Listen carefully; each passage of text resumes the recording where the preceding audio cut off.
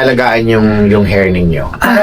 Meron ka bang product na nilalagay sa Meron, Yeah. kasi yung ano ko, yung hairstylist ko, meron silang binigay na parang a mixture of purple shampoo, Okay. conditioner, and then sometimes inaano ko ng hot oil. Okay. Ayun, at least aware naman po kayo sa ganun. Yeah. Kasi once na mag-change tayo ng color, mas kailangan niya ng maraming moisture. Yeah.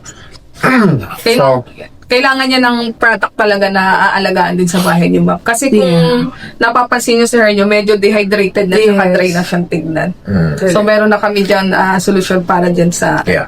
So later, discuss natin. Dito na rin natin discuss yung pinaka full process ng fora natin.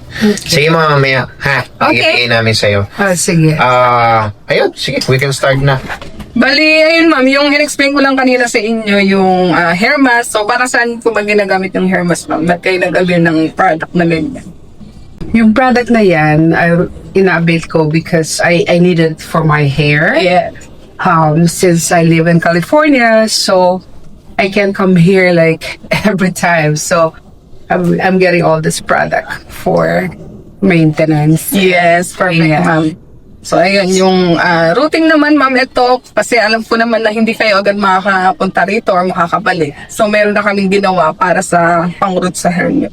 Blending lang naman to, ma'am. Okay. Ayun lang, ma'am. Thank you so Okay, thank much. you.